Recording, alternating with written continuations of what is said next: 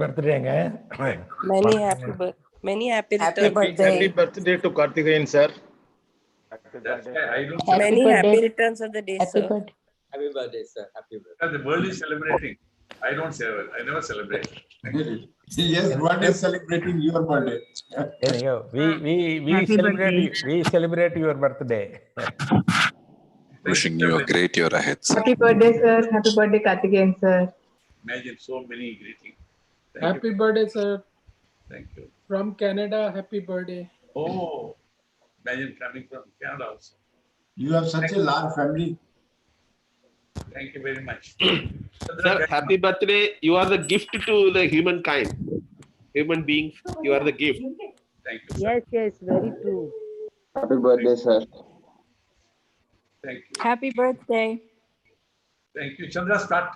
Happy Yes, birthday, sir. sir. Yes, sir. I'll start. No problem. We Yes. can afford to take a few minutes. No issues. Yes. Yeah.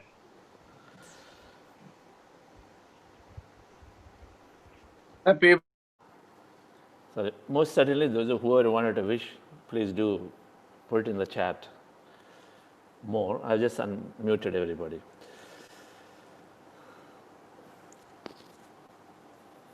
Happy morning to everybody. A great afternoon and a wonderful evening.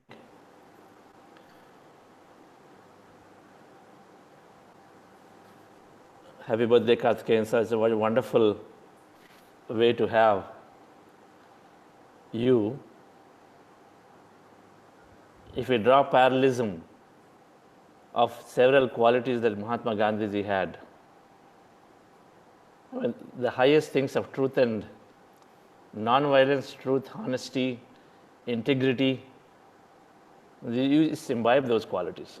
We all know that that's how your life has been, and that's how your services have been. Amazing to have you with us.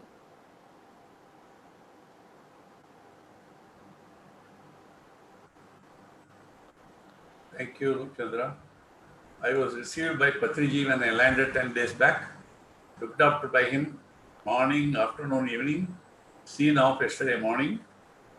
And again, immediately after landing in Delhi, I participated in Mr. S.K. Guy's program along with Patriji.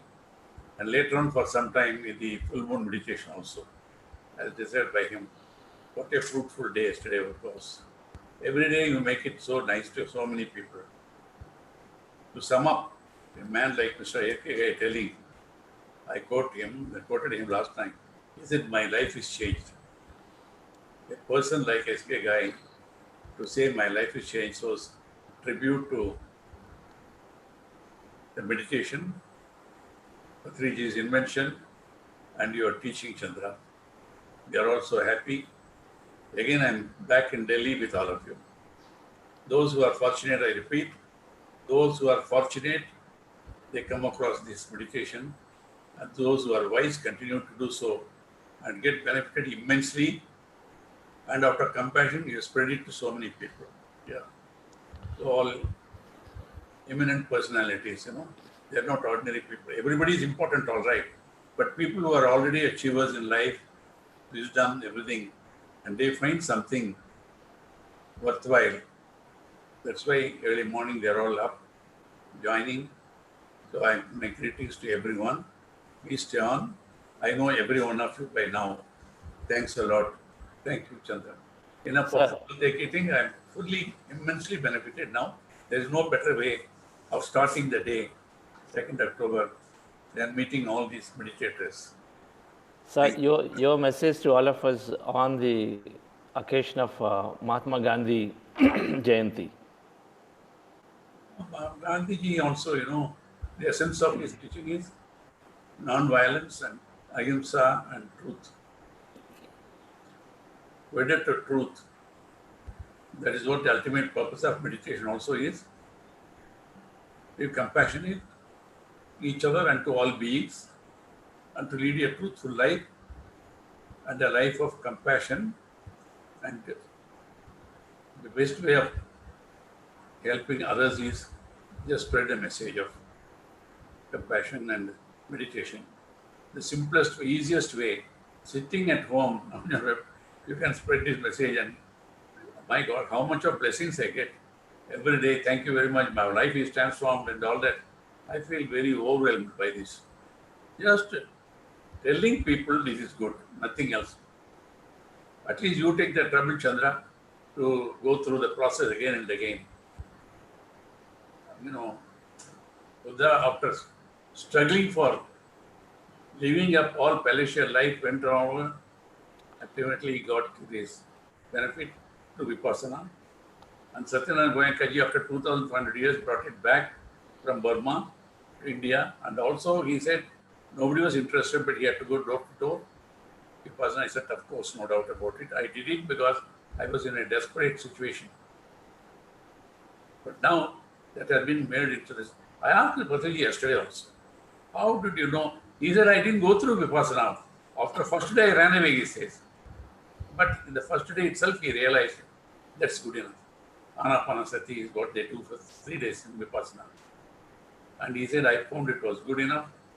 I realized it, then he couldn't contain it himself. So much of compassion, went to people, knocked door to door, spreading it now, today, thanks to having created masters like you. Hundreds of them. Again, they could contain themselves so that they won't spread it. And we are also on the path. We in turn write to people, please join. This is good. Some people, yes, we have repeat 3 types of people. People who know what is good by themselves. Number second category, when they are told to do it. Third category, they resist it to the last and ultimately forced by people like me to please me, they join and they say we are so grateful. What a blessing sitting at home. Now, SVB learnt it and imagine so many other eminent personalities are joining. And they in turn, one young lady, out of respect for me, she joined. Now, she and her children, her parents, her in-laws, I think through that young lady alone, there are about 30, 40 people are here now. So all we can do is dedicate ourselves on this day. Though there is no opportunity for us to work hard, so much of sacrifice and all that, Mahatma Gandhi, the least we can do is, again I quote the Tamil thing, non petra inpo perga bayagam, as many others as possible. There is no need to feel shy. It's all right. Some people may laugh at it, ignore them. They will realize it in the course of time.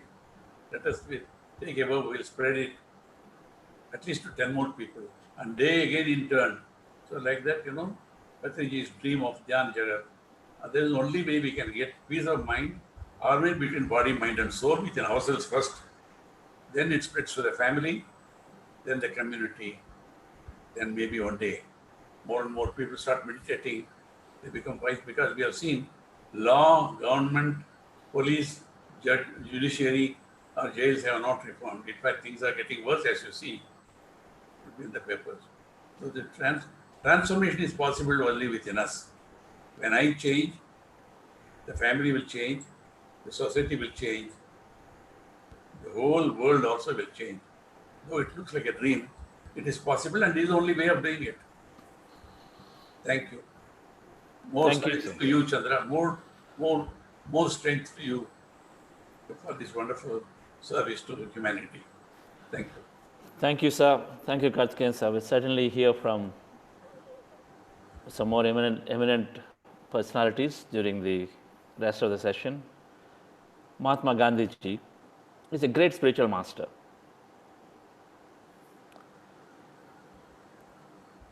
While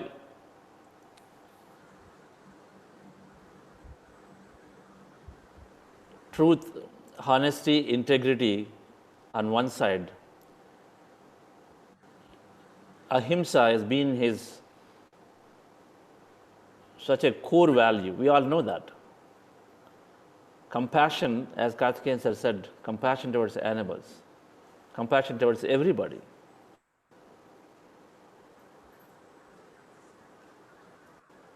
Now, while these are the known values that every meditator is naturally going to imbibe,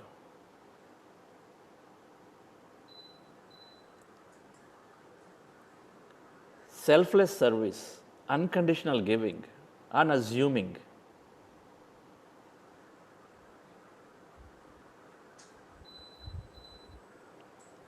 And in that song that used to sing, Ishwara Allah Tere Naam Sabko Sanmati He De Bhagavan. Long before he always batted for secularism. There is only one, there's just different names. That's what we are becoming. Sabko Sanmati, give the best, mati is buddhi, best intellect. Give the best intellect so that they understand, they discern the right and wrong appropriately.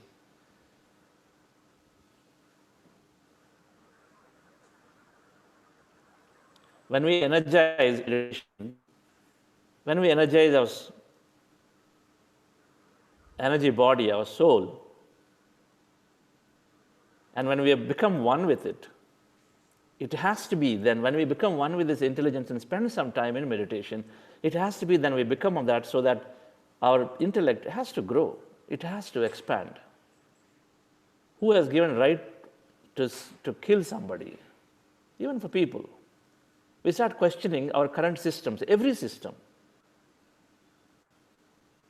to the extent of boundaries, of various boundaries that have been drawn. Because in the name of the boundaries is where there is a lot of competence for resources and then dominance and killing and this and that. Whether it is boundaries of states or countries or whatever that is.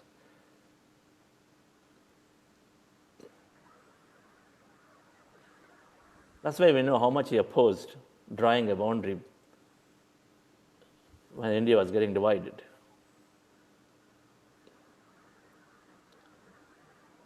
And then another important quality I really like every time I look into Mahatma Gandhiji's.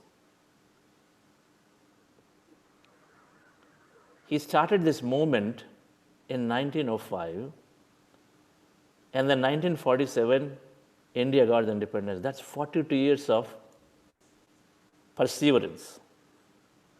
42 years of perseverance. He never gave up in most adverse situations. So many times he was jailed, but he never gave up. If you dream of something, and if you can take his example,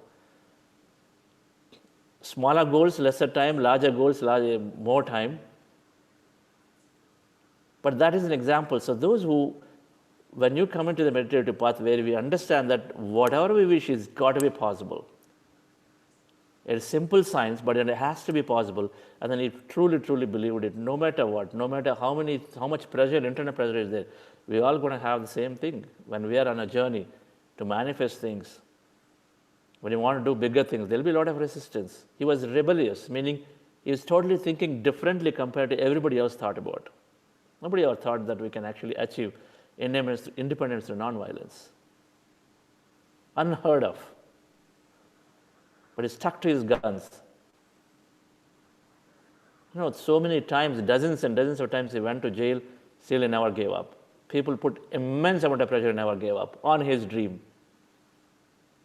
So perseverance, as SVB sir constantly says, hard work, perseverance.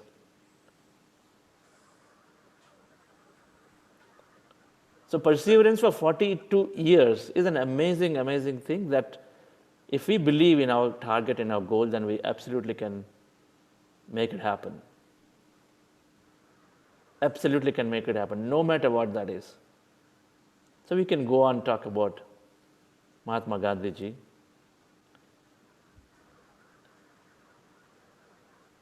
Ishwara Allah Tere Naam Sabko Sanmati. When we meditate, the biggest thing happening is our intellect is developing, because intellect drives the mind, mind drives the body, our life. Intellect drives the mind. What is right? Where do I invest my time? How do I react with people? How do I behave? What kind of decisions I take if I'm a business leader or an organization leader?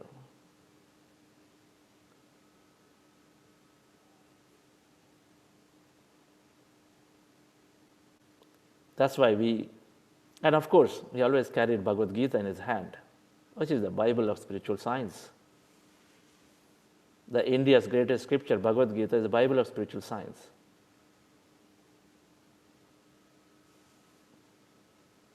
which is covering various concepts about karma yoga, jnana yoga, dhyana yoga. All three are being covered in that. That's why for many people, Bhagavad Gita is many things. For some, it's absolute karma yoga. For some, it's jnana, knowledge. For some, it's dhyana. There are different angles to it, but he always carried it. Of course, he must be studying this always. So Mahatma Gandhi is the greatest example of one of the, while we all know him as a great son of the soil worldwide, but he's also been a great spiritual master, son of the soul, great spiritual master. That's why the name itself is the Mahatma, right? Atma and then Mahatma. His name itself imbibes that. We've given a beautiful name to him. So on this occasion, dear friends, it's wonderful for us to be meditating and becoming that Mahatma. We can become that. We can absolutely imbibe the qualities of Gandhiji. We take inspiration from them. We take inspiration from several leaders that are here with us.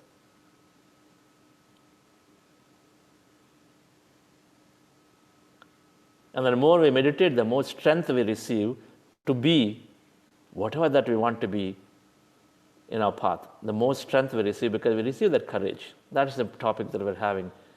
Emotional intelligence, of how we gain that courage and then how we develop those relationships with everybody. It's like, of course, Gandhi's life is much, much more. But that will, that determination, in one thing, he's the greatest master. So all the qualities that are there, which meditation is developing as a holistically, the holistic well-being, holistic health, so that we can be what we want. Let's go in once again into our meditation.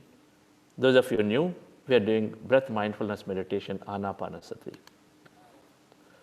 Our goal is to empty our mind in this meditation, and to empty the mind, we observe a normal, natural breath. You do three things as a posture.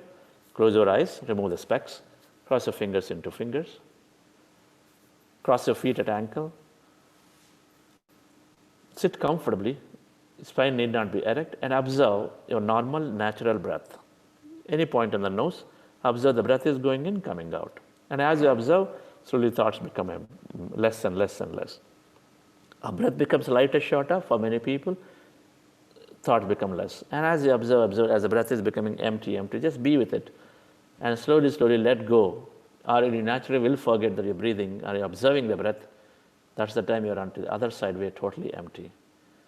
In between, our mind gets distracted, we go back to thoughts of life. The moment you realize, bring your attention back to the breath. So this is the breath and mindfulness process.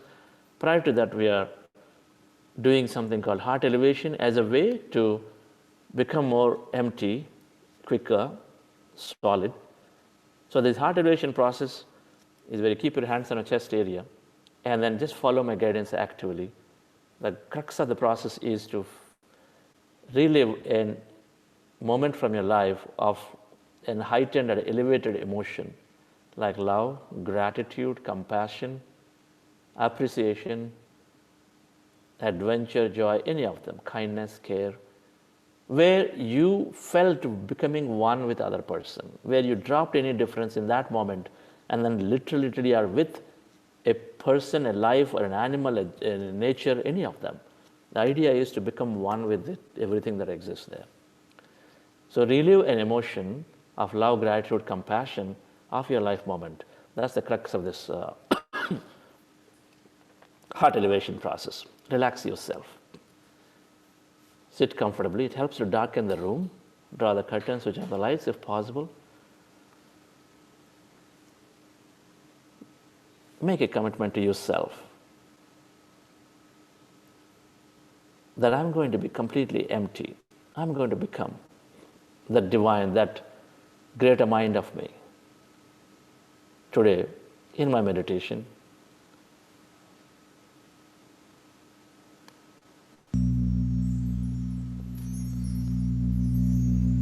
dear friends, my dear masters, keep your hands on your chest area with your eyes closed. specks removed.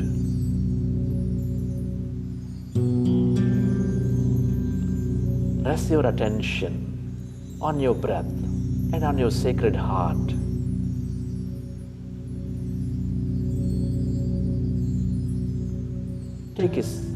Take a slow, long, relaxing breath. And can you feel your beautiful heart?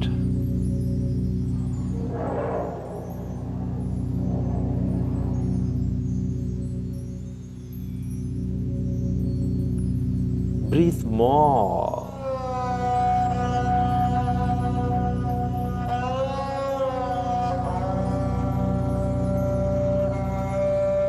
And feel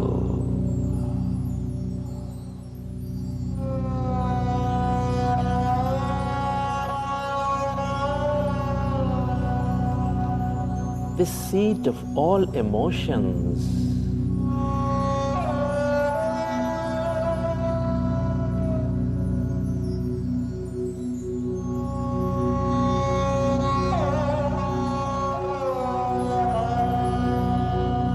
Which is nurturing all life with its love energy.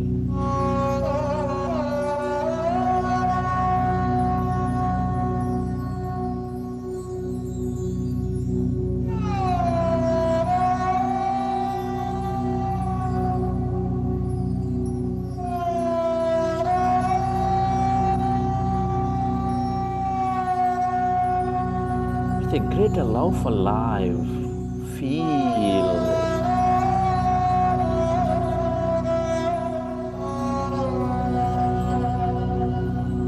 your heart center.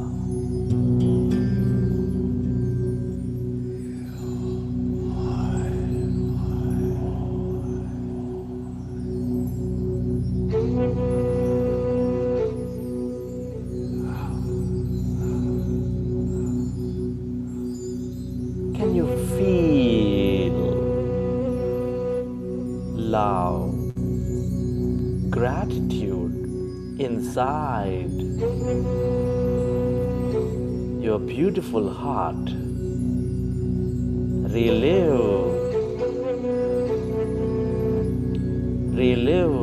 a moment from your life of love, of gratitude.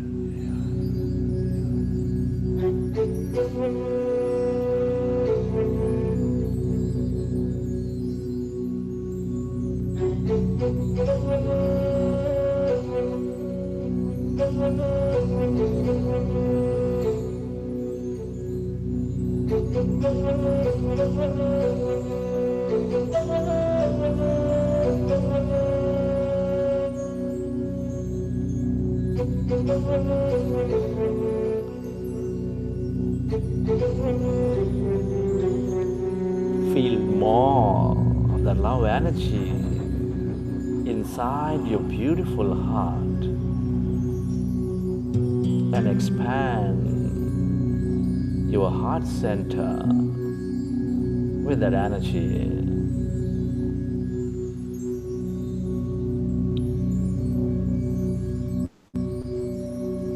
Love, gratitude, compassion are all the ways to experience the oneness.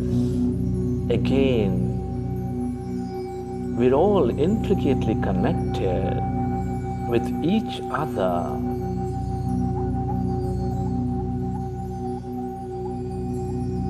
Deep inside, we are mere energy.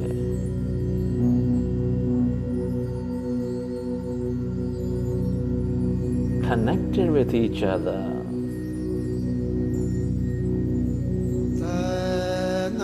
As this quantum energy feel the divine self.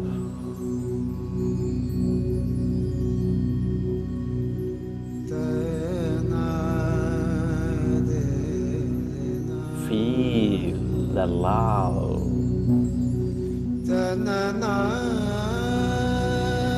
Inside your beautiful heart and allow to radiate that energy onto every corner of this planet Earth.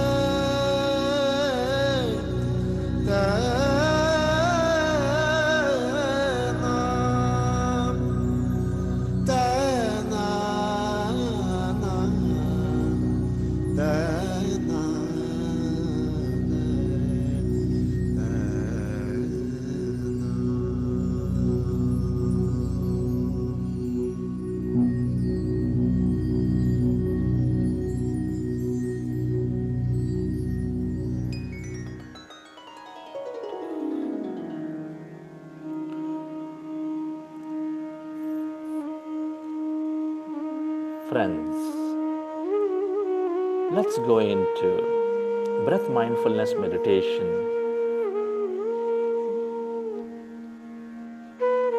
With your fingers into fingers, rest your hands comfortably in your lap.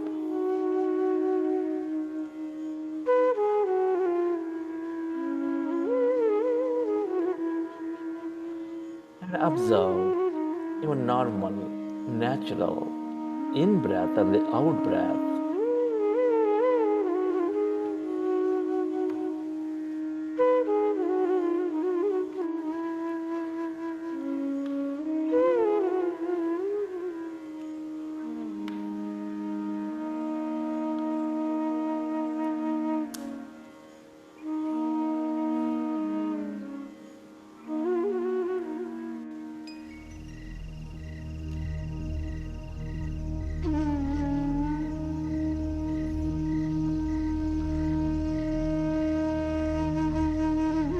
We're all going into group meditation.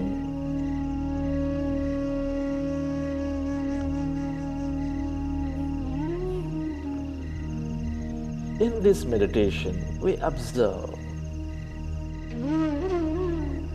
our natural in-breath and the out-breath for the whole duration.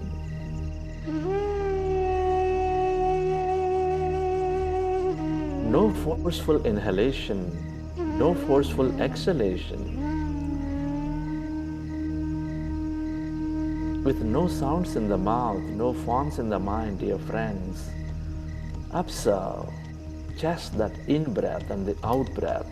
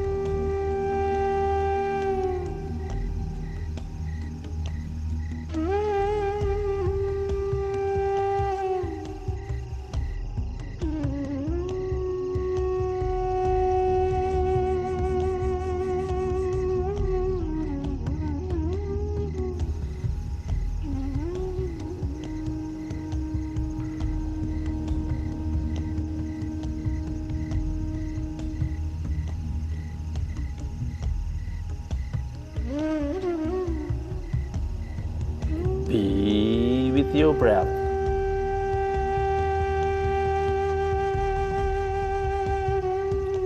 one with that in-breath and the out-breath, dear friends.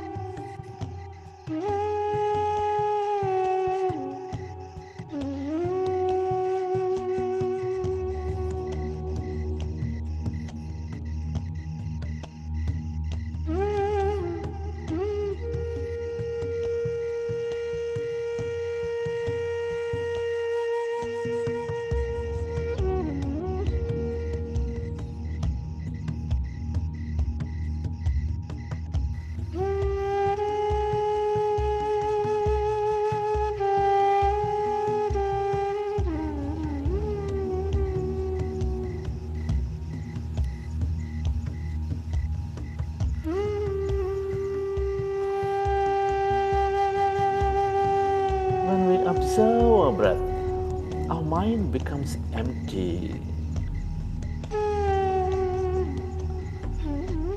Allow yourself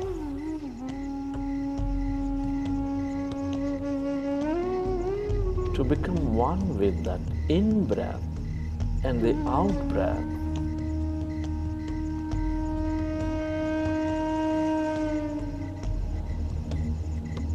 Allow yourself to become lighter and lighter with that in-breath and the out-breath, dear friends.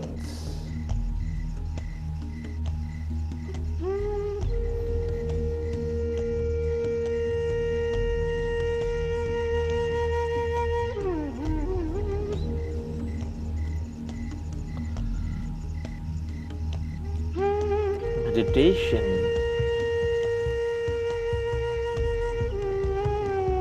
is helping us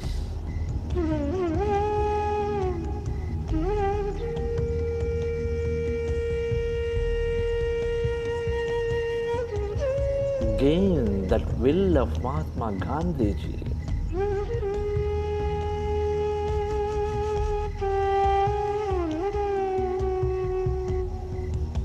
Meditation is helping us develop that intellect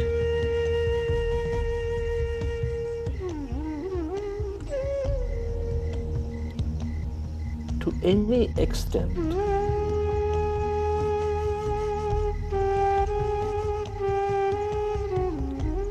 to live a meaningful, purpose-driven life.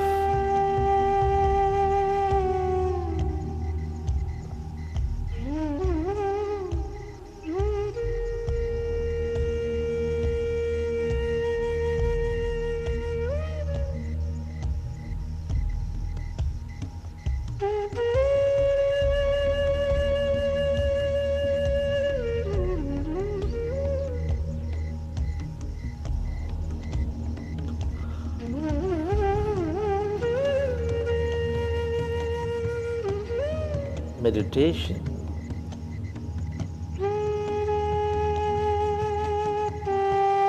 is developing our perseverance to the greatest extent, exemplified by Mahatma Gandhi ji.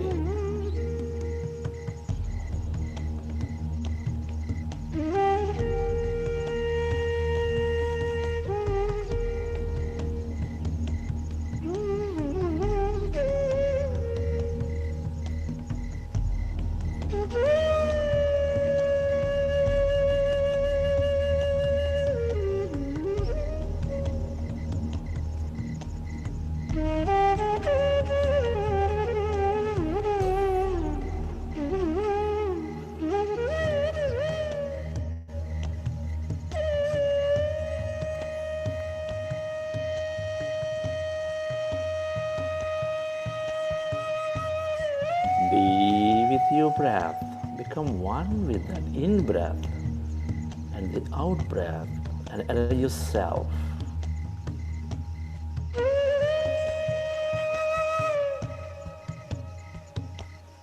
to slowly become empty of all thoughts in your mind.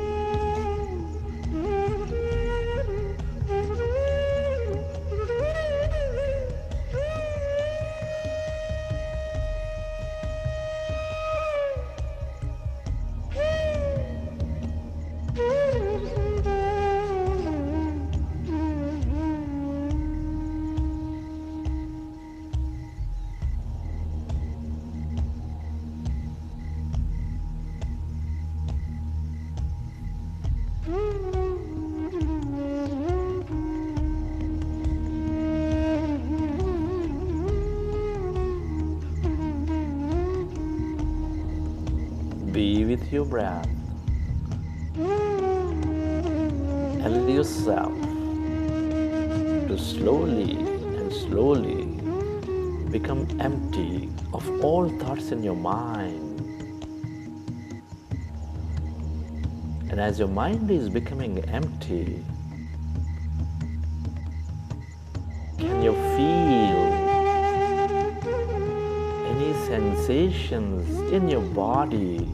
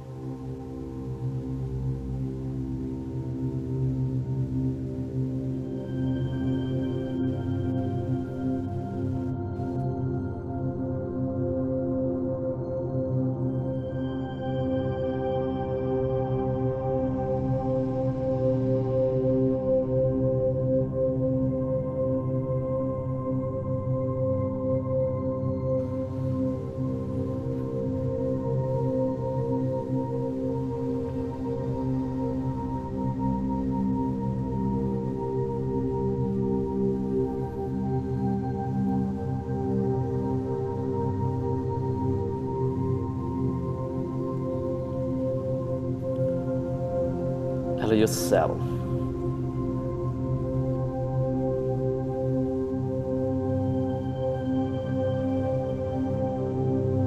to become totally empty of all thoughts in your mind as you're becoming one with your breath.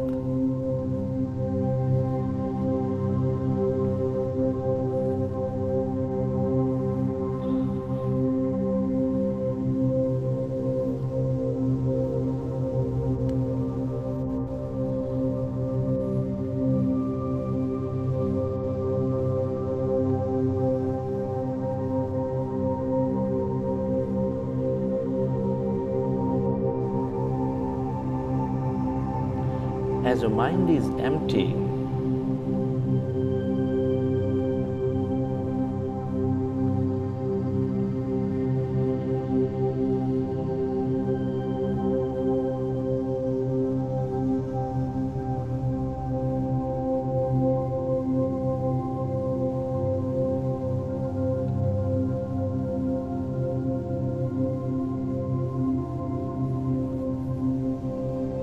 can you find that emptiness inside of you, all around you?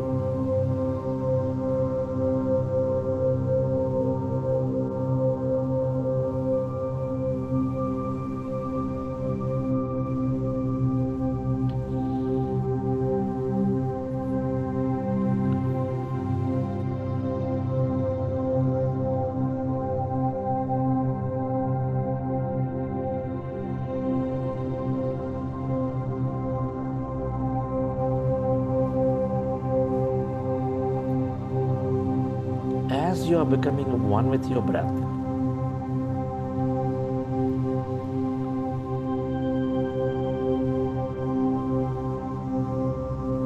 can you feel that emptiness all around your body, occupying your room?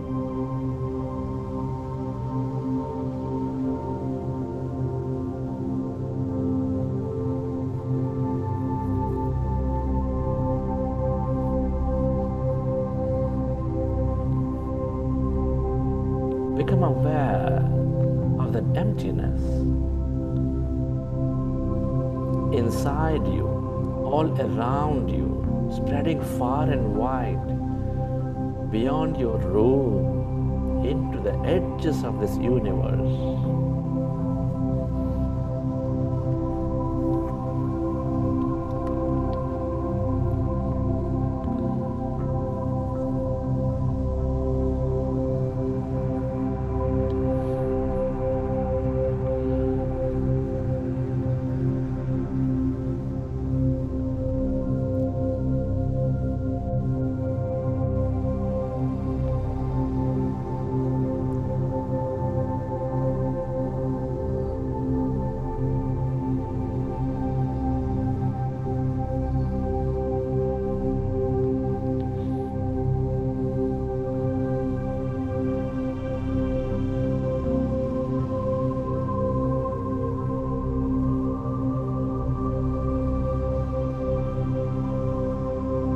Allow yourself to go deeper into that emptiness where there is no body, where there is no thing,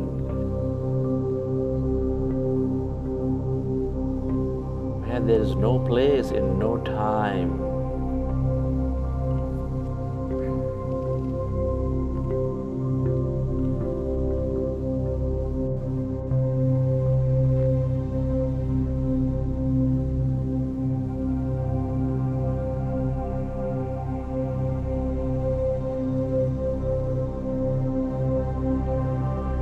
One with your breath and one with that emptiness of no body, no thing.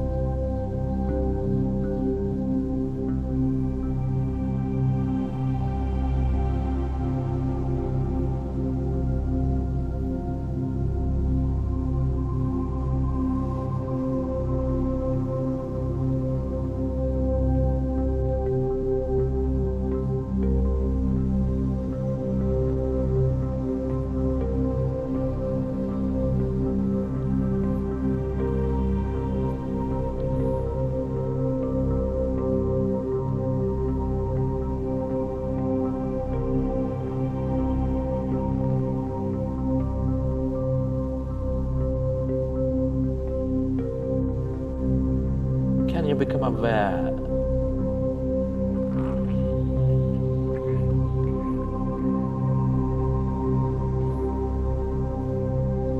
of that emptiness, of that blackness, the void on your left side, spreading far and wide.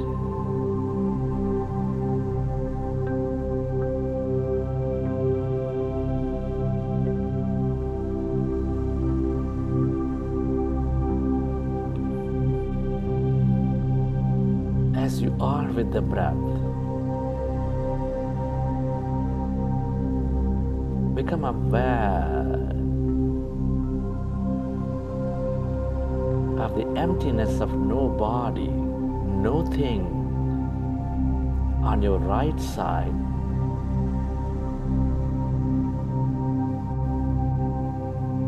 Spreading to the infinity.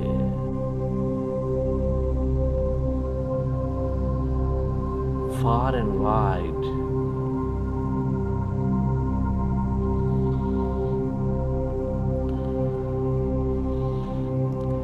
All emptiness is energy.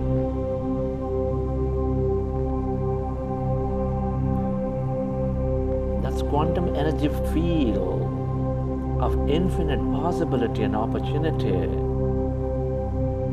where everything is connected to everything else.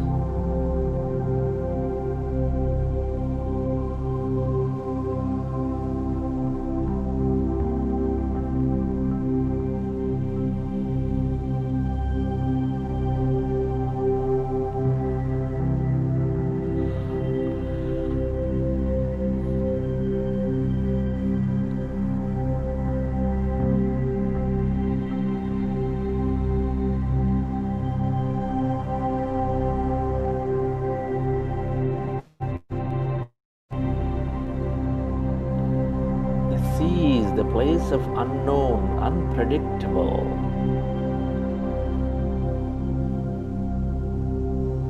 Allow yourself to be a witness, to be an observer of this emptiness, and tune in to the abundance of energies, of healing, of mystic, of love, of empowerment, or whatever that you can become aware of in this field.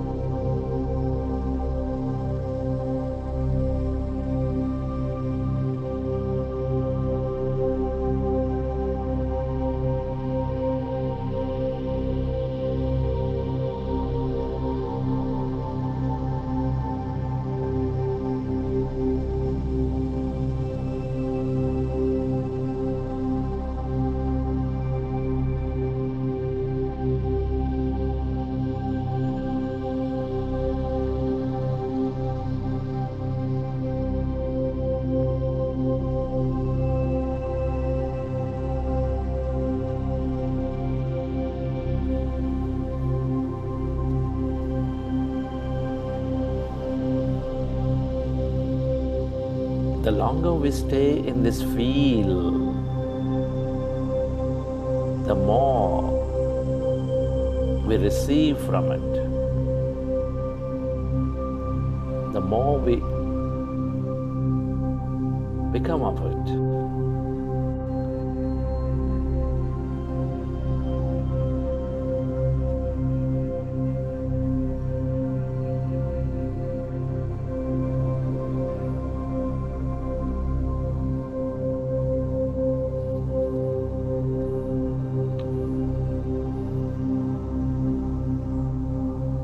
Allow yourself to merge into that emptiness as no body, as no thing.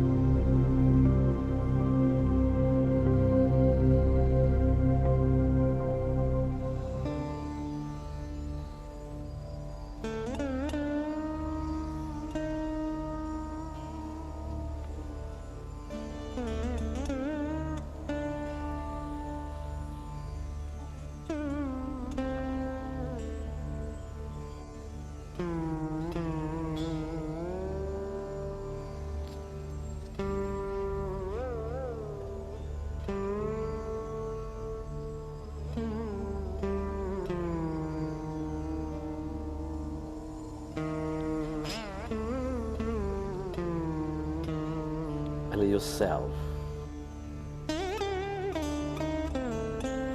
merge into that emptiness.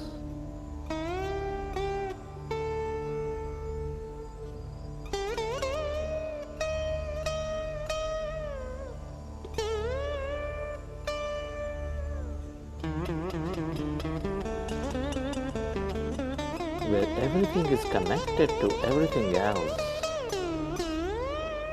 This is your divine self. This is your wholeness.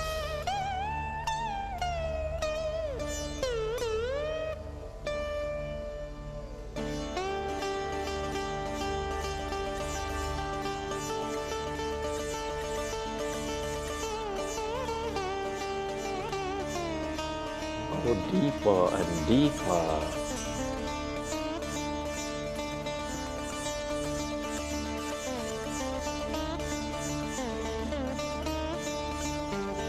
And experience your wholeness again.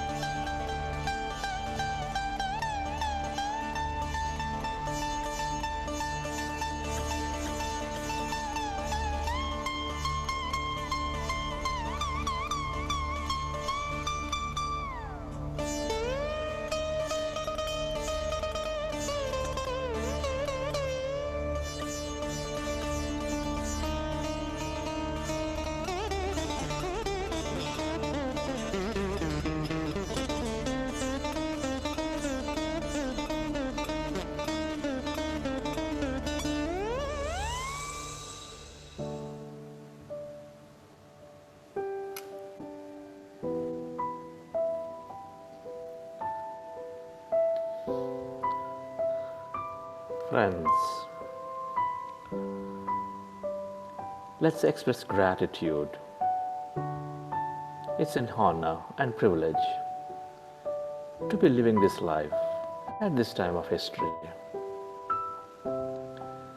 Can I be grateful to your parents? Be grateful to your teachers and mentors.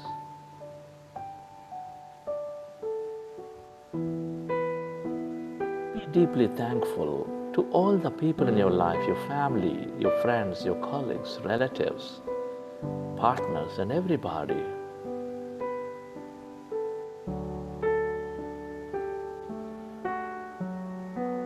Be grateful to this grand nature, the bird, the fish, and the animals, the sun, moon, earth.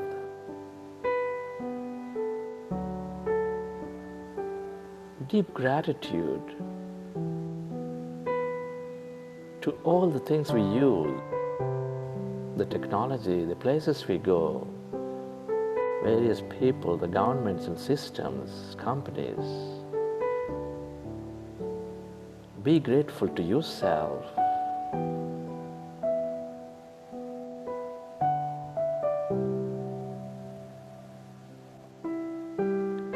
And deep gratitude to this intelligent universe.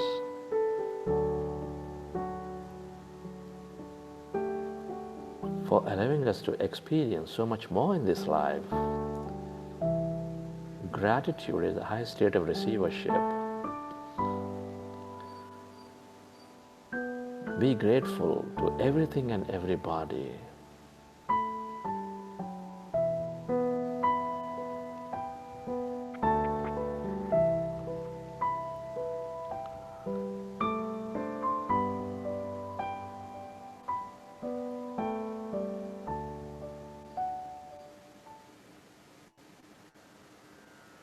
Relax your body. सर्वे भवन्तु सुखिनः सर्वे सन्तु निरामयाः सर्वे भद्राणि पश्यन्तु मा कश्चित् दुःखभाग् भवेत् ॐ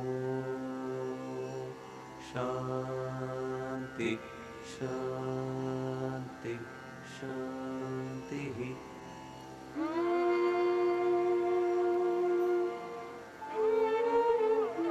Relax yourself and let the autonomous nervous system process the energies from the session.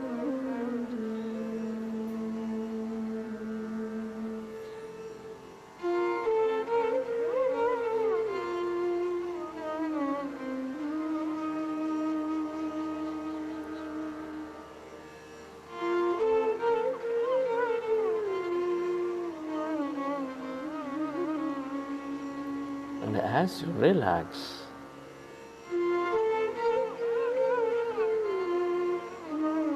recollect your experience from the session.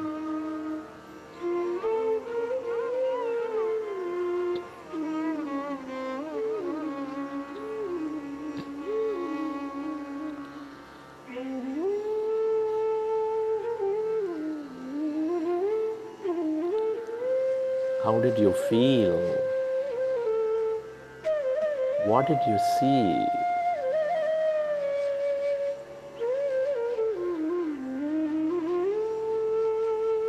Who have you become?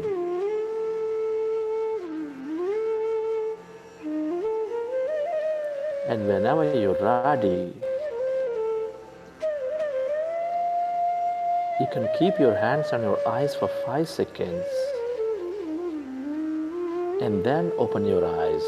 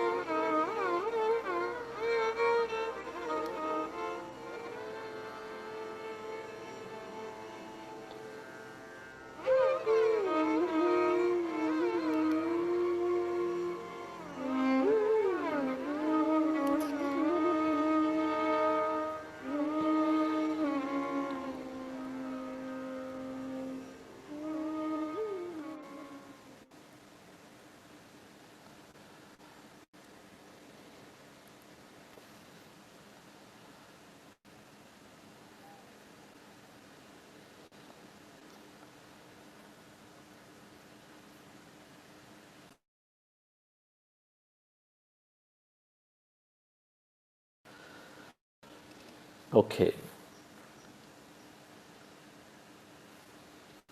Wonderful. I hope you enjoyed the session.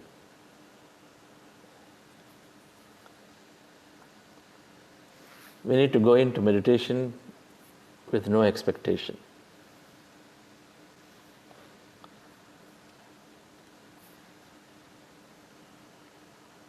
When it turns into, when meditation turns into enjoyment, it will. Initially, it may be tougher to bring the attention back.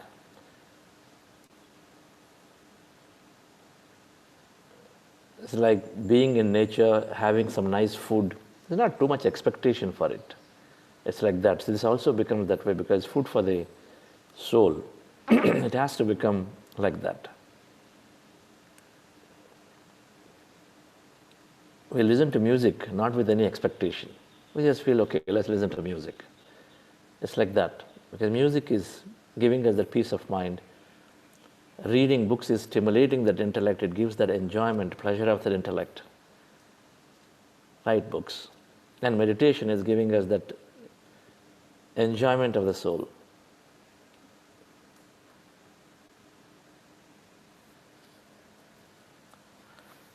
So as you're relaxing in, before I complete, today we understand the emotional quotient. Some more. I'd like to have Prem Reddy. Can one of the hosts unmute Prem Reddy to listen to his experience?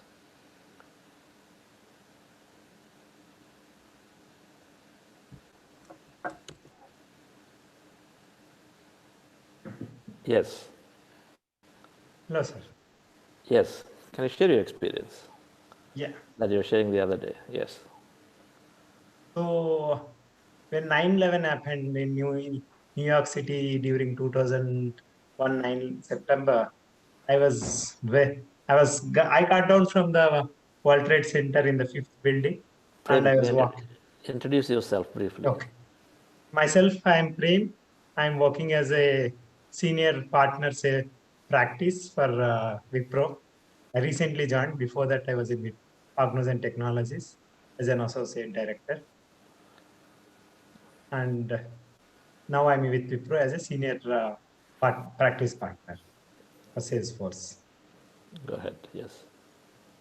So when I was working for one company in US called Prudential Insurance, our company was in Wall Street, and I used to travel from New Jersey, and we have to get down in World Trade Center, 5th building, where we have to walk down to our this one.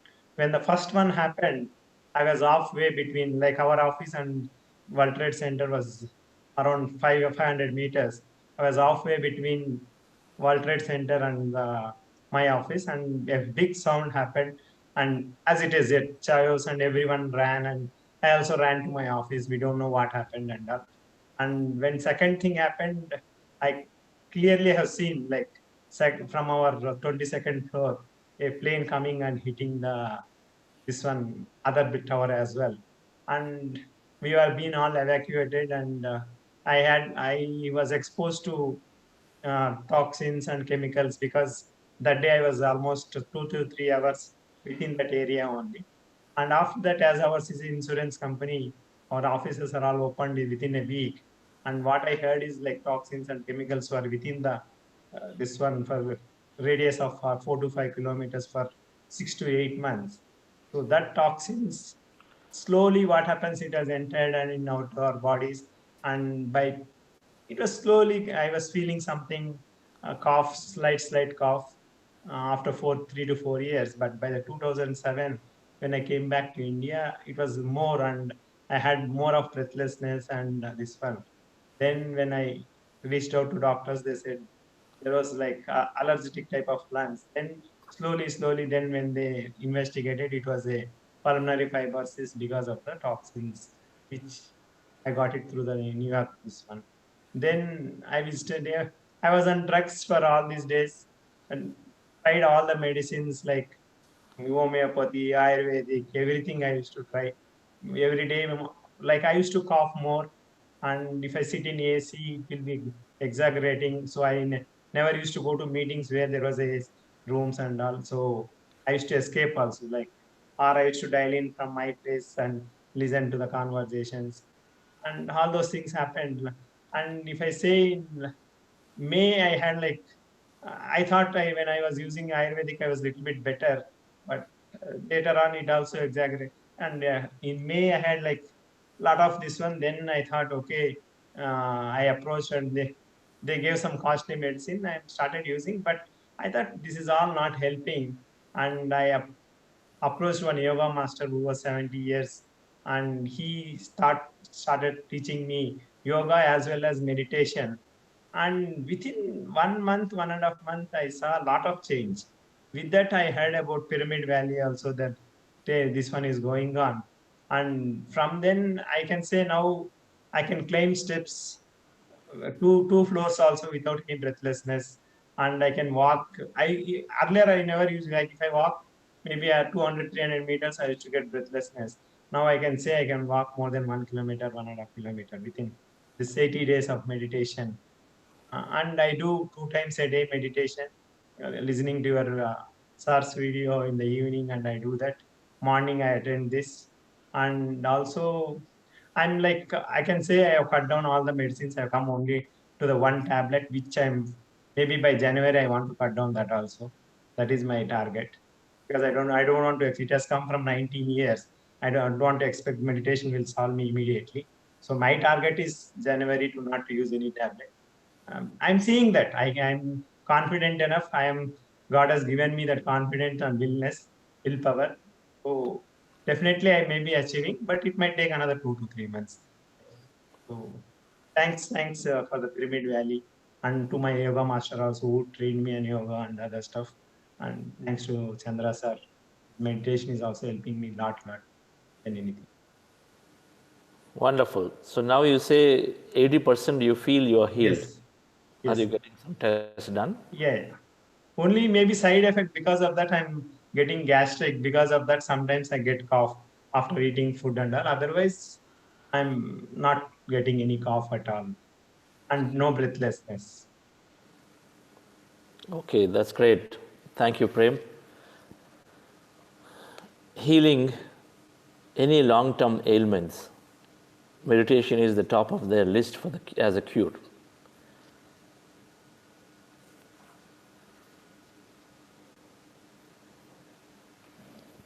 We are seeing many of them. We are seeing many such transformational benefits. I mean, as Karthikeyan sir says, and we all know it, health and energy are the fundamental for before we even venture into any other material success or any other project, any other thing that we want to do in life, health and energy is fundamental. So it's great that we are actually on this path in understanding, in practicing various benefits, as well as in practicing this meditation quite regularly. Coming back to, I wanted to, this week is emotional intelligence. This week is about science of friendship. This week is about understanding that how we become very unconditional in dealing with people.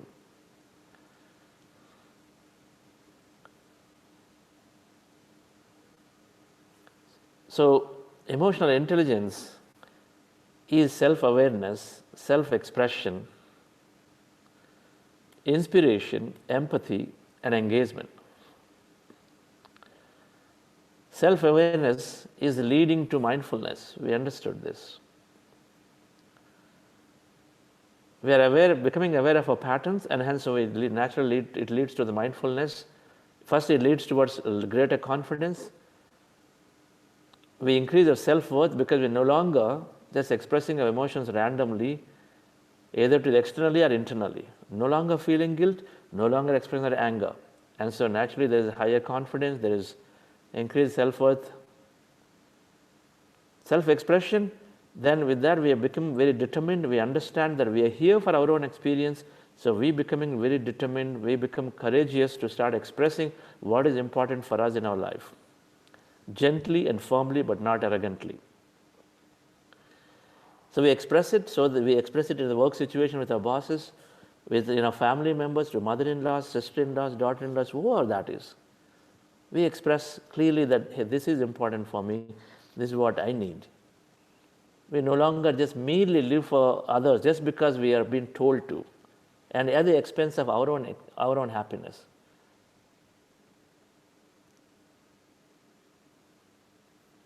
Then inspiration,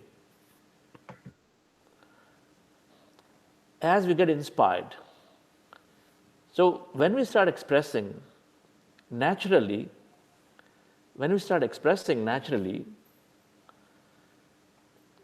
we start living our life the way we want it.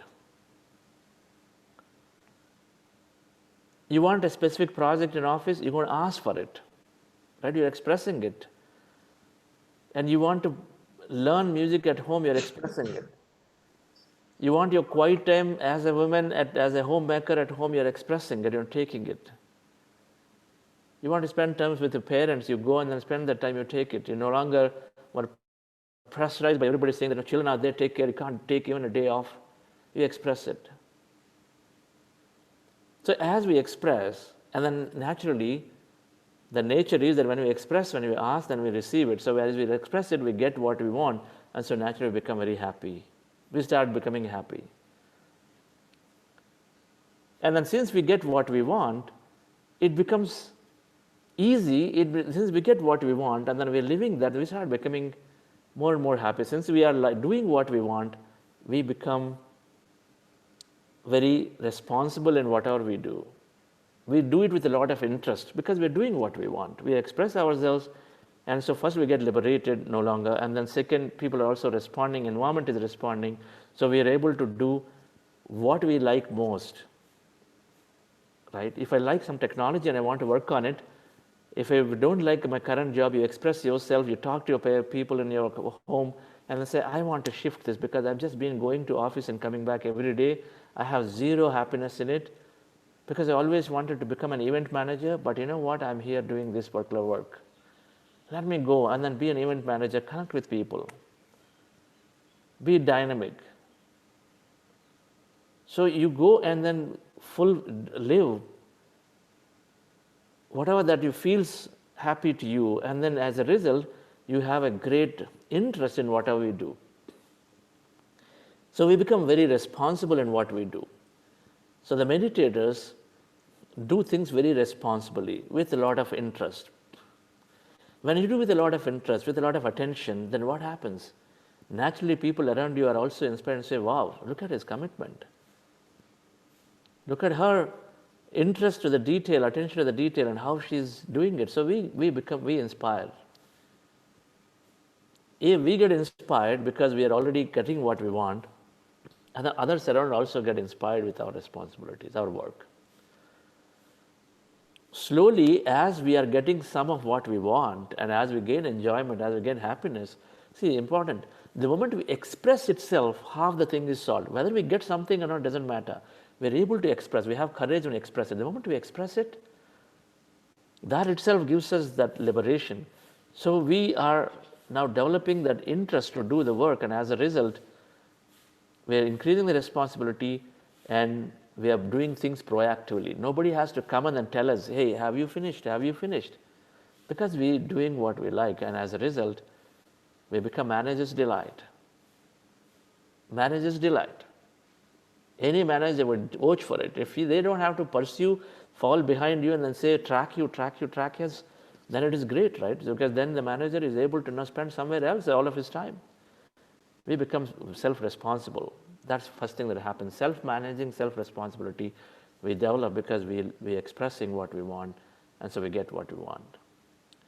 And slowly, from what we like, since we already do certain things that we like, for example, if I love music, if I love service and I'm able to take time to do my service activity on a weekend and evening, then naturally I'm so contented and fulfilled that then I start liking whatever else I do. So now I look to go to work and then share my stories.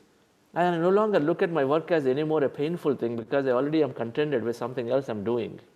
If my work itself is what I'm doing every day, what I like, that's even great. So the point is, slowly we move from what we like We move from doing what we like to liking what we do.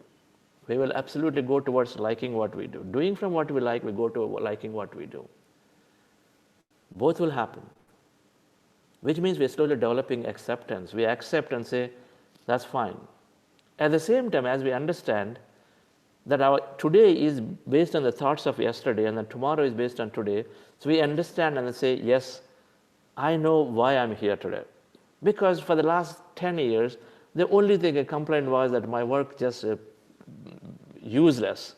I don't know why I'm doing this work. And if this is the mentality with which I've been doing, of course my today, my tomorrow, for a few more days later, it may be like this, we accept it.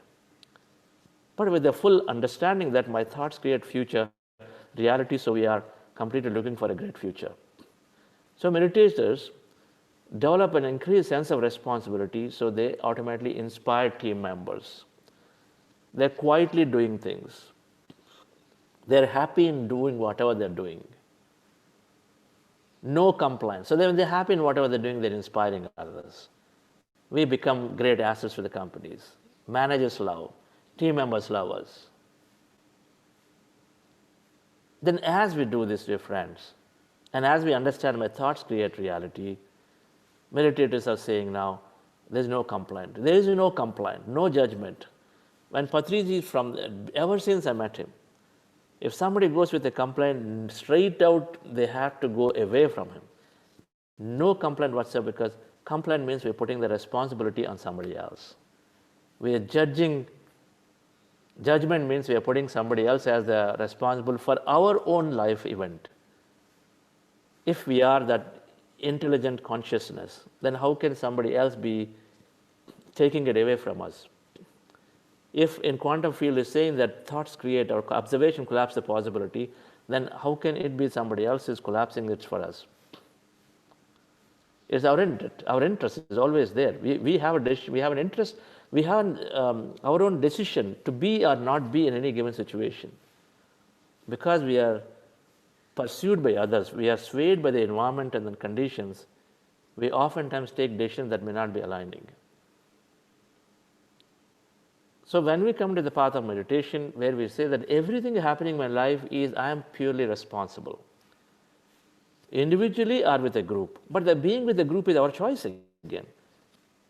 We go to a company with a goal, but we forget why we've been there. We start playing politics. We start complaining that this person is not doing it, he's not cooperating, and then completely forget our original goal, and then the only thing we do is politics, and then we stop being truthful because, okay, no point even trying to make a suggestion here and there, no point taking up this issue to the management because nobody is bothered. And then we keep complaining to the people around where they absolutely have no use. We talk discussing things. We forget the original goal of why we went to a company, that we wanted to have a fulfillment, learning and all that. We so get caught up in this complaints and judgment saying he's not doing, she's not doing, all that. But meditators, as we understand, we create our realities. We stop complaining. But then more importantly, as an emotional intelligence, since what happens, since the volume of complaints is reducing, then we develop empathy towards people, because then we say, we are observing your emotional patterns, thought patterns. Situations can occur for everybody. If a colleague did not, if a subordinate did not submit, if they not complete their work in time and they say, hey, I could not do it and then I need some more time, I know as a manager it's going to impact you. Before meditation, we were very, very selfish and said, how can we do it? I mean, I'm going to look bad in front of my management. But now you look at it and say, okay, I understand that things can happen. Of course, last time also I was not too good, because at my home I had this argument with my family, and then so I just carried that forward. So I didn't have a good mood. So it does impact. So you understand from the same lens of yourself. As you understand yourself, you understand others. With self-awareness, we understand ourselves. And then we say, if I'm having it, I'm sure others may have too. So we are becoming empathetic. When we become empathetic, dear friend, then you're allowing failures to happen to other people. You recognize that failure is part of this game. You allow others to fail. You're not being very critical. You're not being brutal. You're not being judgmental about others, because you say, yes, Maybe they didn't know. Maybe out of their ignorance, they're saying this to me. You're the daughter-in-law, then maybe out of ignorance, maybe they don't even understand that we're all one. So they may say, maybe their belief system is that, okay, as a daughter-in-law, I have to do things no matter what it is. And so they're ignorant of it. But then when we change, when we become positive, naturally it has to have an impact. So we allow failures to happen. We allow things to be they are, as they are.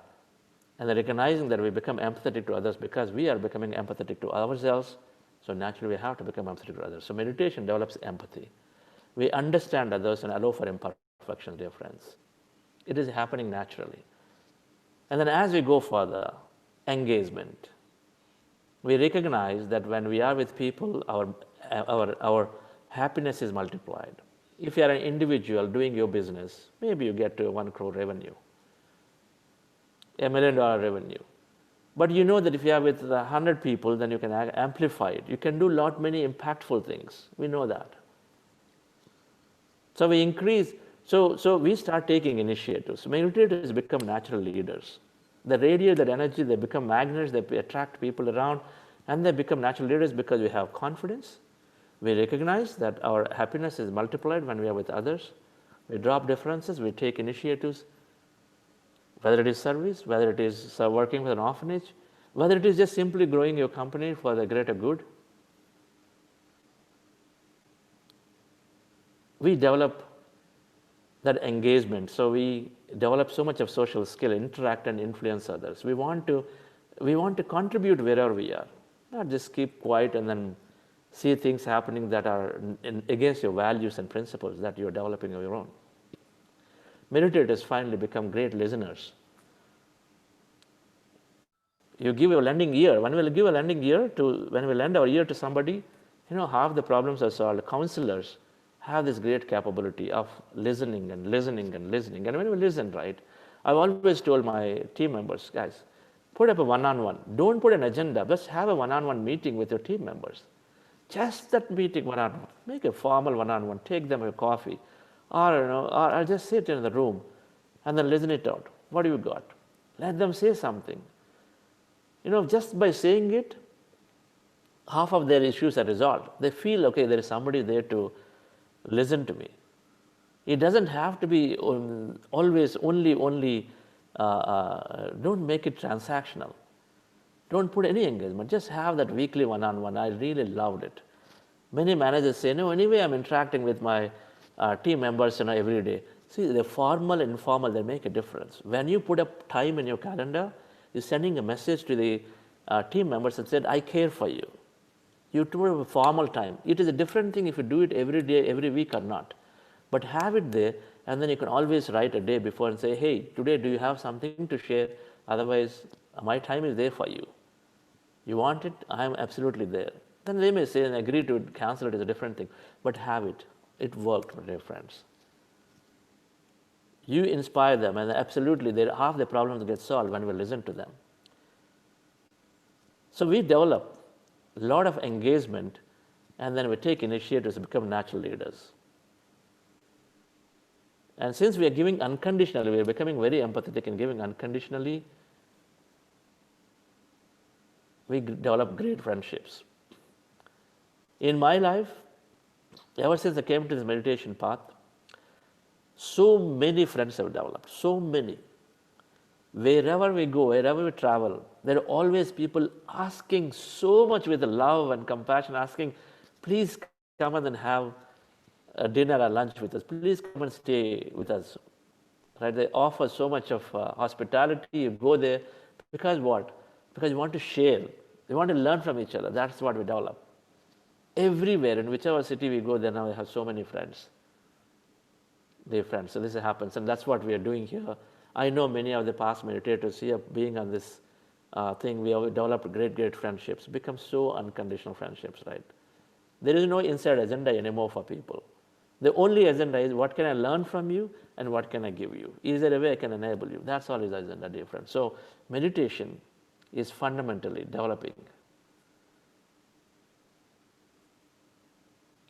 so much of emotional intelligence into us that we develop great unconditional friendship. A friend is someone who knows everything about you, still accepts you as is. This is a definition I learned when I was very, very young, when I was in 4th grade.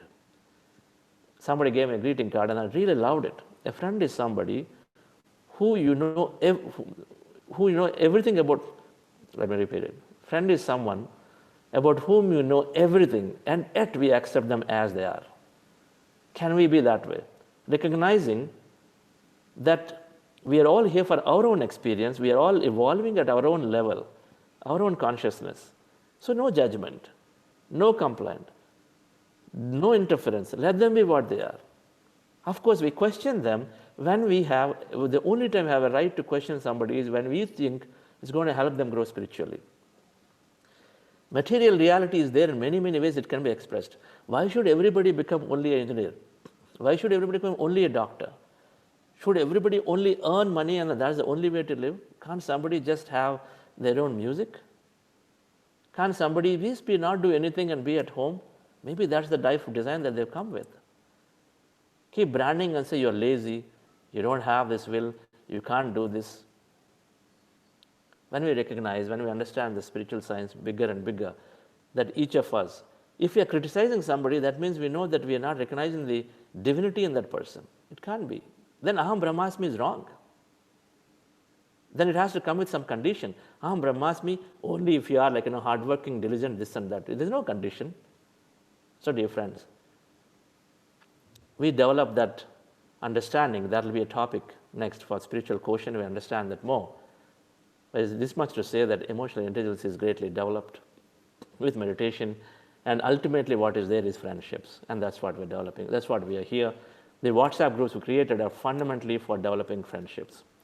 But do reach out, open up, do reach out. There is no secrecy. It has been just wrongly been portrayed. Secret, confidential.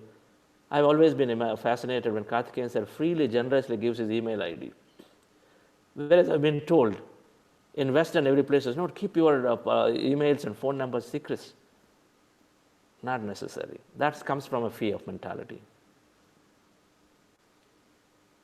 That comes from a mentality that somebody else is doing something to us. When we recognize that it's all in me, that I'm attracting any situation, good or bad, nobody can come and then actually cheat you, and nobody can come and do something to you just because your contacts are available. It's like that. If we're worried that somebody is going to do something to us, that means we're not understood our power, that we're not living with our own power of thought. So thank you, dear friends. This is great to understand emotional intelligence in more detail. I'd like Dr. Arunaji to give her comments on what we're discussing before we close. Namaskar ji, namaskar. First, birthday blessings and wishes to my beloved uncle, Karthikeyan uncle. So, what a beautiful day, uncle, because you're the most emotionally giving, loving person, compassionate person I have seen in the whole world. Really, your joy is his joy, your pain is his pain. He gives not just the email, he gives of himself, his life, his soul, his time, his care, his nurturing. There are times when he just says the word hello, Arunama, and I've melted already in a pool of love. Nothing more than that. So that is the kind of emotional, quotient which he brings to the world. So it's beautiful, Chandraji, that you spoke about how meditation increases the EQ today. And I have seen it actually in patients where a lot of them are emotionally locked. With meditation, it unleashes so many changes in their personal life as well as, in the actual life. So there's something from the Chandogya Upanishad which is so special, which is for all of us today. It says, earth seems to meditate, the sky seems to meditate, the water seem to meditate, the mountains seem to meditate, God and human beings seem to meditate. So amongst human beings who achieve greatness here seem to share in the reward of meditation. So, it's so much joy for all of us to be connected in this one field of meditation. So really maybe bring so much happiness, peace, joy, and greatness, not just to our beloved beings here like my uncle Karthikeyanji, but to all of us, to all beings in the world. So much gratitude from my heart for creating and introducing me to this wonderful space for meditating and sharing joy. Thank you, everyone. Thank you, Chandraji. Thank you, Dr. Aruna. That's great. That's great. Yes, Karthikeyanji has it all. Amazing personality. Let's hear him from Narendra, sir. Really, that as we go by every day, we are getting a lot of inputs from you. When I correlate with my performance whenever in my banking industry, all these concepts have been very useful. I always believe that all of us are brought to this world with a greater purpose, and we have been blessed by whoever may be the creator with a lot of our energy and lot of possibilities and a lot of enthusiasm and lot of capability. And this I used to tell to our colleagues also. And in our day-to-day or in our professional work, we may be using it, a part of that. So there is a meaning to our life, and we have to necessarily go into the depth of that, our inner capability. And today, I have, with this recently 3-4 months, I have been blessed by Dr. Karthikeyan and you, Dr. Mr. Chandraji, that meditation makes us to reach out to that energy, and that energy leads us to greater performance, and it also helps us to reach out to the EQ, emotional intelligence, and as you rightly mentioned, with the self-awareness, self-expression, and by inspired and by with the empathetic and with the engagement, I think all of us will reach the pinnacle of our glory or essence to our life, and we would be not only becoming friends, and we will be a co-participant in reaching the goals of the organization. And as earlier also, I am very much inspired by, and I used to tell that abundance is the very important aspect of our life. And when we become abundance, the organization where we work also become abundance. So quite a lot of organizations, instead of achieving average performance, they have been able to achieve extraordinary performance. So I also had one concept called BAG, that is in Build to Last, the big, hairy, audacious goal. So we have to achieve our BAG concept in our personal life, in our institutional life, and we have to inspire our colleagues to achieve and reach the essence of our life. Thank you, sir. Wonderful, Narendra ji. That's great. Abundance, your concepts, I hope to understand that more from you. Next week, we're going to discuss about manifestation and abundance. The whole of next week is dedicated for that. Thank you, sir. Thank you for those observations. I thought of taking a message from Madhavan Nambiar ji before we close with the Karthikeyan sir for today's session. Madhavan Nambiar sir, are you there? Yeah. Well, I would like to also give my greetings and good wishes to my mentor and friend, Mr. Karthikeyan. It's a great pleasure to be here again, Chandra. It's been a wonderful session as always. And I think what a wonderful day with Mahatma Gandhi's Jayanti and Karthikeyan's birthday, and the kind of things that you have said to us today. Very, very deep insights into so many things about compassion, love, gratitude. I think it's such a good day for all of us to pause and reflect on all this. And thank you very much, and best wishes to you all. Thank you, Chandra. Thank you, sir. Thank you so much for being there. Karthikeyan sir, your final closing comments. Well, I'm deeply grateful and embarrassed by all the kind words from Arunamma, Narendra, and Mr. Marvin Nambia, and every one of you. I get a lot of messages. Thank you very much. I am overwhelmed by your affection and grace and blessings. Normally on 2nd of October, I go into hiding actually. You know, I feel embarrassed by kind words. In fact, there's a big event taking place in my farm near Coimbatore. But I avoided it because they'll all be praising me and all that. So anyhow, my son and grandson are there. Now, thank you very much for everybody, for your kindness and all that. Yes, we are all overwhelmed by what we are experiencing by this wonderful meditation. I'm deeply inspired by the sharing of Mr. Prem Reddy. What type of healing benefits you can get out of this meditation? We are discovering new and newer things. Of course, Doctor, when you hear Balasundaram and Dr. Chidambaram and all that, people won't believe it unless you know who they are. And they will only speak from the heart. What a great technology. It's almost like a miracle happening.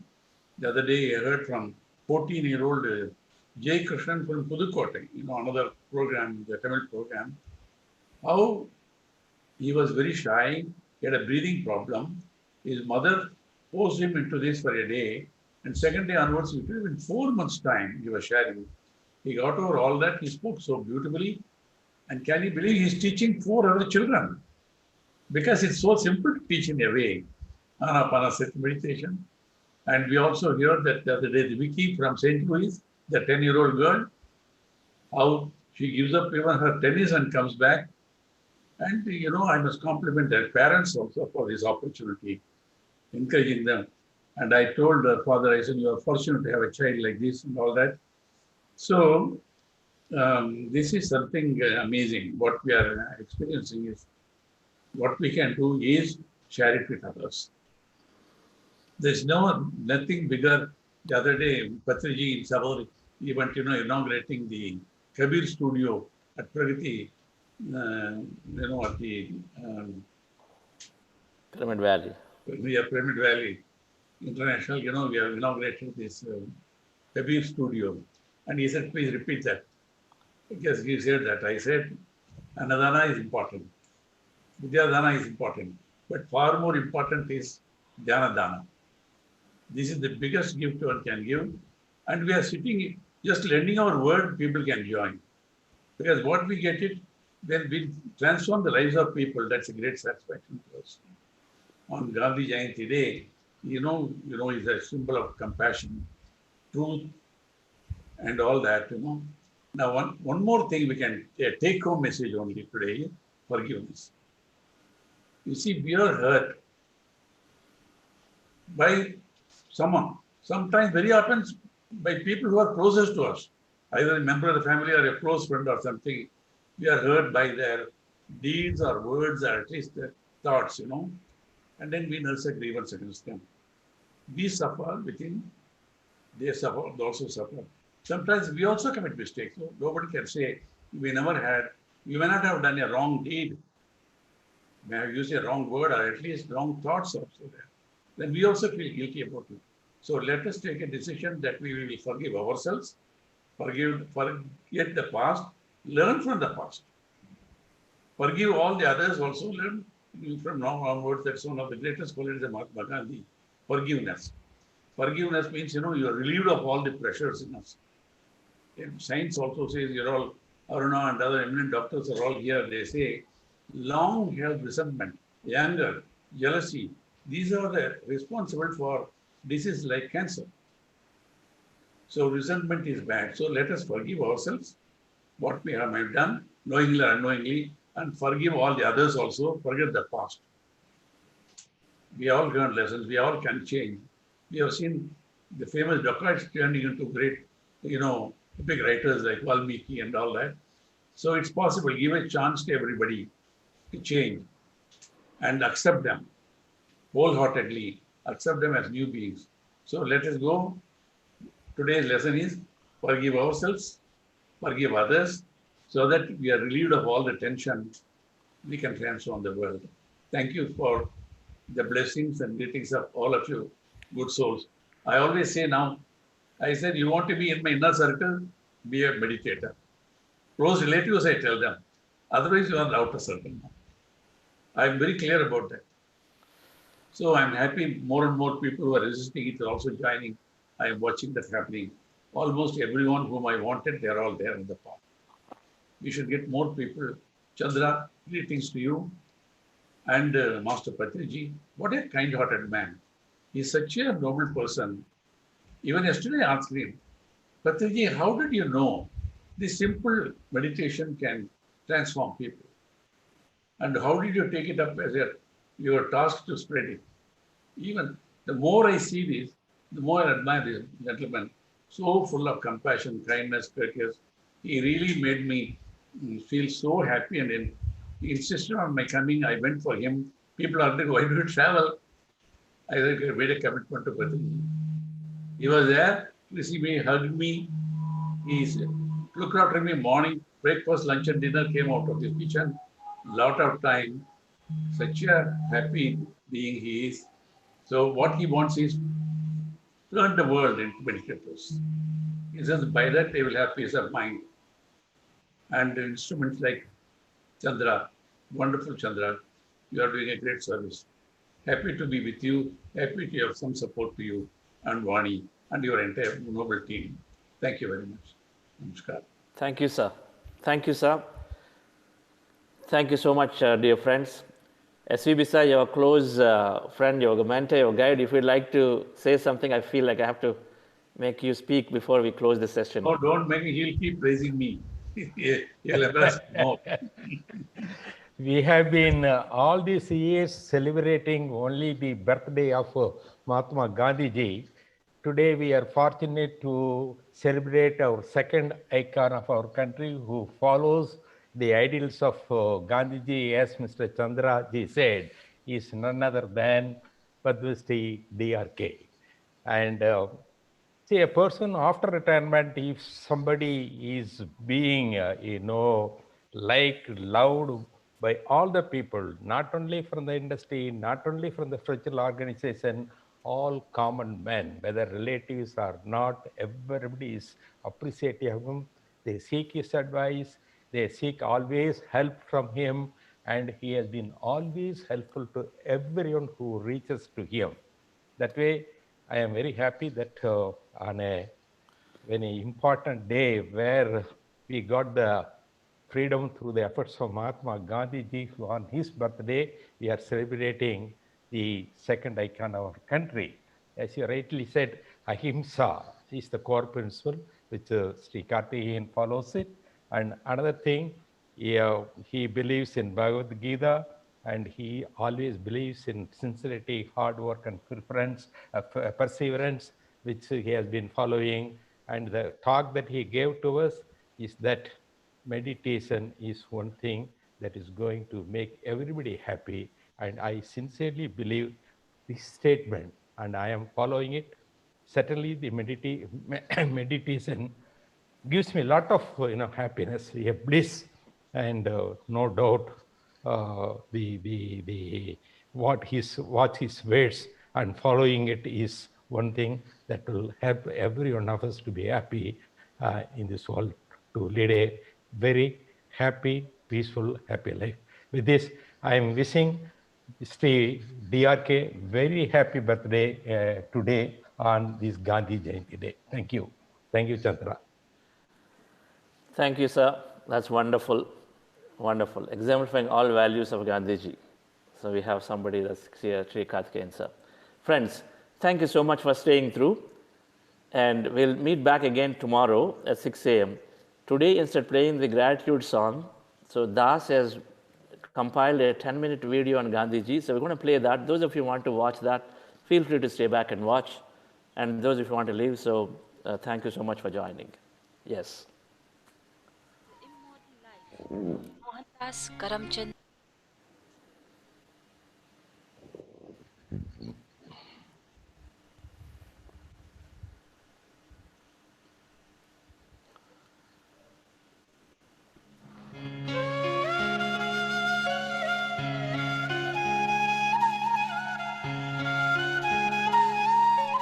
This is the immortal life of Mohandas Karamchand Gandhi. Mohandas Karamchand Gandhi was born in 1869 in a conservative Hindu family in Porbandar, Gujarat. He was, by his own standards, a mediocre student who did not shine in any particular field. His religious tolerance found its beginnings in his childhood, for his father had a wide circle of friends of other faiths, and the child Gandhi listened attentively to their discussions. These early impressions took firm hold on his eager mind and lasted his life. To India at the time, non-violence was not just a passive creed.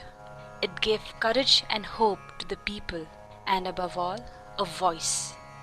Like the light at dawn, Gandhi awoke a vast, slumbering nation. This great little man had an indomitable spirit. He was a gentleman with a faith that could and did move mountains. In the practice of those days, he was married young. His wife Kasturba, simple and unassuming, was silently to take upon herself a large measure of the strain of his turbulent life. South Africa was the background for Gandhi's first attempts at social protest. After a 3-year course in England, where he trained for the bar, the young Gandhi began his legal career in Durban, Natal, on a brief from merchants of his native Gujarat. When Gandhi returned to India in 1914, he was little known outside the urban areas.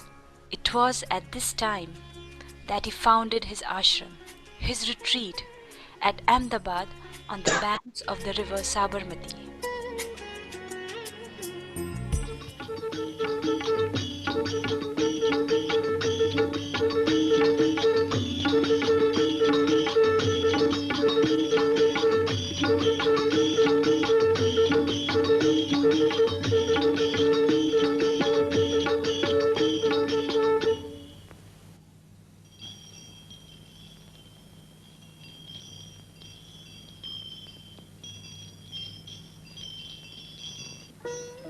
After the day's march through heat and dust, Gandhi and his followers entered the village Dharamshala for the night's rest.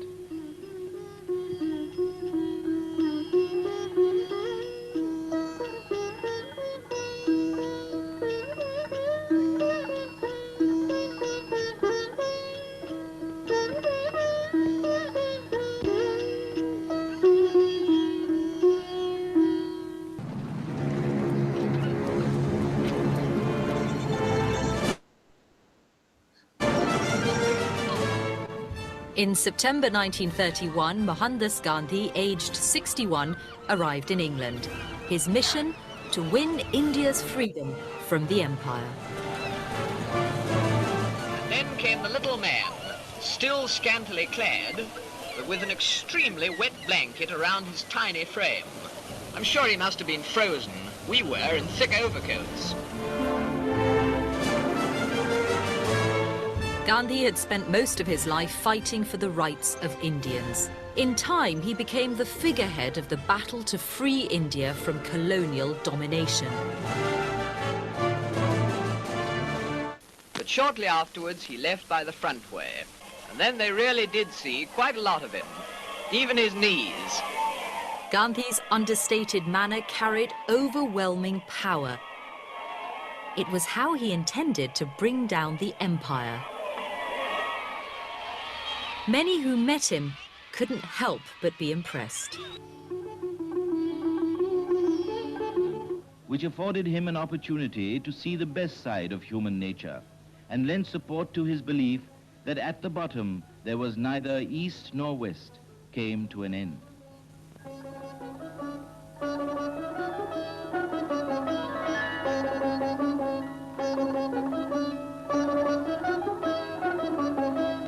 Whatever the result of the mission that brought me to London, I know that I shall carry with me the pleasantest memories of my stay in the midst of the poor people of East London.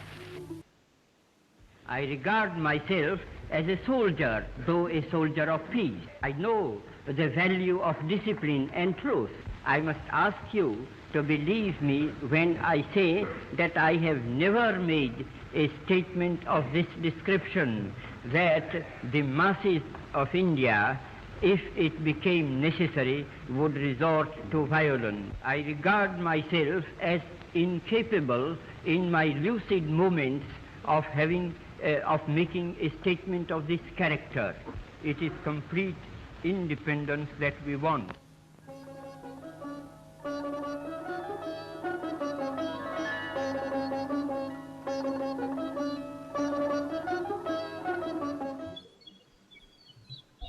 If England does not grant your demands, what course of action will you follow then? Of course, civil disobedience and all other phases of Satyagraha are always at our disposal, but whether we shall resort to this weapon immediately or what other steps we shall take, I cannot judge at present. If England grants your demands, Mr. Gandhi, do you intend to have complete prohibition in the new Indian state? Oh, yes. Absolute prohibition? Absolute. And do you intend also, if India wins its independence, to abolish child marriages? I should very much like to, even before. Do you expect England this time will give India full self-government? That also is more than I can say.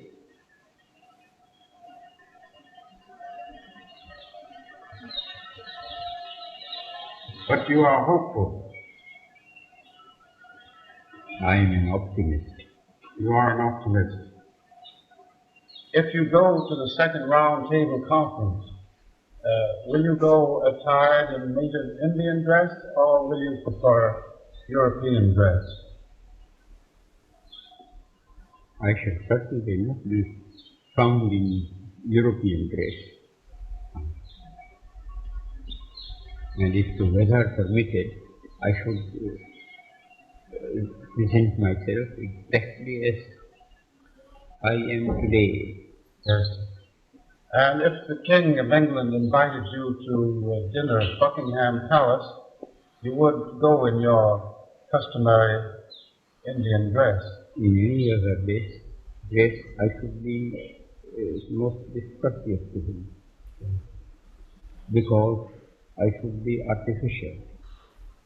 If England does not grant your demands, are you prepared to return to jail again? I am always prepared to return to jail.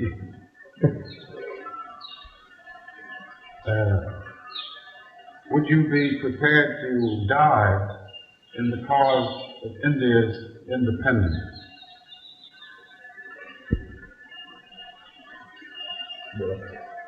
It is a bad question. There is an indefinable, mysterious power that pervades everything. I feel it, though I do not see it.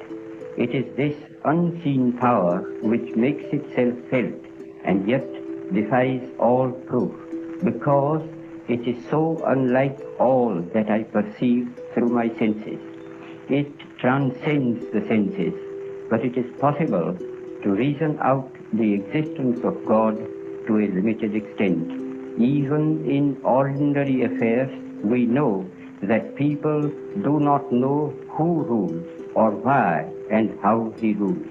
And yet they know that there is a power that certainly rules. Law and the lawgiver are one. I may not deny the law or the lawgiver because I know so little about it or him. Just as my denial or ignorance of the existence of an earthly power will avail me nothing, even so my denial of God and His law will not liberate me from its operation, whereas humble and mute acceptance of divine authority makes life's journey easier, even as the acceptance of earthly rule makes life under it easier. It is believed that the name Sai was given to him by the people of Shirdi, where he led the life of an ascetic by meditating all day under a neem tree.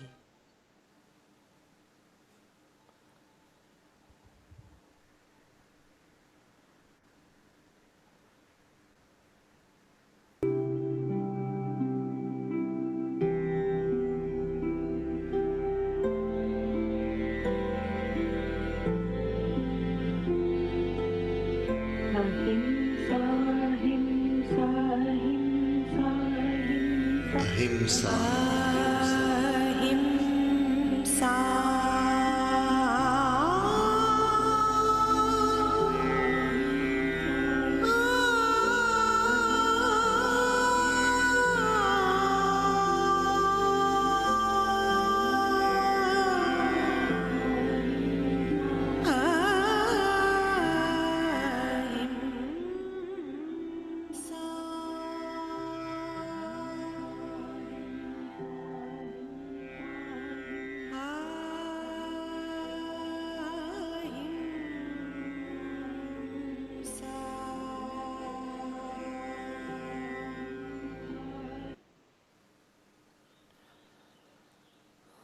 Beautiful.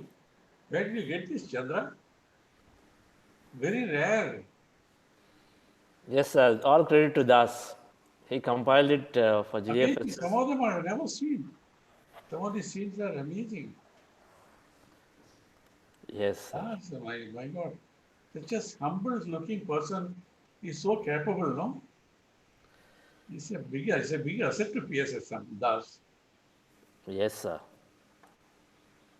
We compiled it a few years ago and then we used it. I'm happy that we used it today again. It's great. We'll see it again later. Yes, sir. Yes. We'll send you a link. When will it be on the YouTube?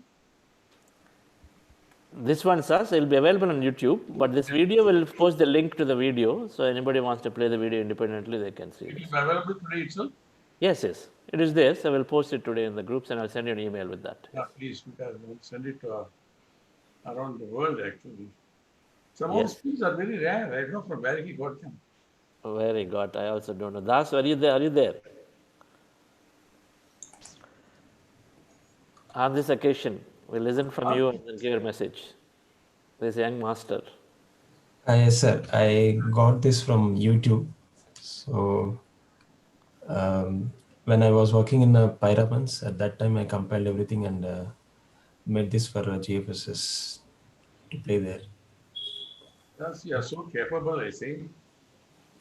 Thank you, You sir. are so simple and humble, so talented. I admire you. Thank you so much, sir. I always admire you, sir.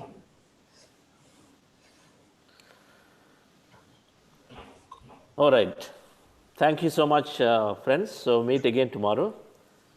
And tomorrow is a breakout day, so we're going to share a lot. Chandra, I only want to conclude with this. Yes, yes, sir. No, I was the youngest superintendent of police of the largest district in Karnataka, Dharwad. I was hardly 28. There's a huge campus there. So we used to pick up all the abandoned sculptures all over the district, collected and installed them. In the middle, I erected the statue of Mahatma Gandhi. We invited the chief minister, one of the most honorable chief ministers, Virendra Patel, to come and inaugurate it. So he unveiled the statue and then the inscription, he read it aloud and he said, where do you get it from? It read like this: generations hence, will scarce believe that such a one as this ever walked on this planet. That is, after a few generations, people will not believe a man like Mahatma Gandhi actually lived.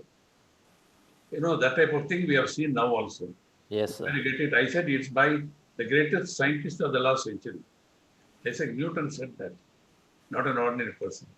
I repeat, that is after a few generations, people will not believe a man like Mahatma Gandhi ever lived on this planet.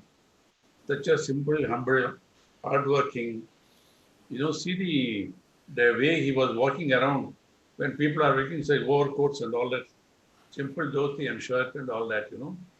I don't know if people have gone and seen the Sabarmati Ashram where he lived. Such a humble life.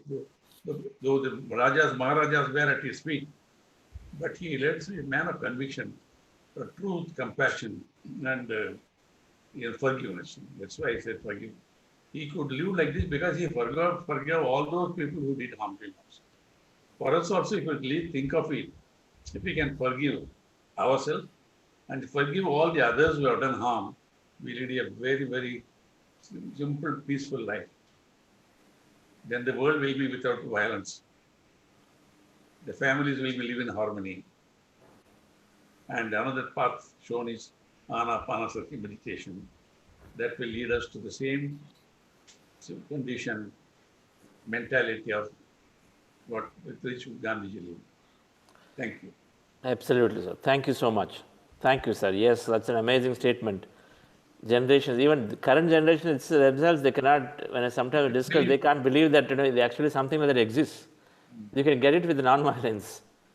You can achieve something with non-violence for so many years, in spite of putting so many, in spite of going with so many difficulties by himself. Wonderful. Thank you, Das. Beautiful. Your closing message to us, Das. Sir, nothing, sir. I'm just following you from last 5 years and Patriji.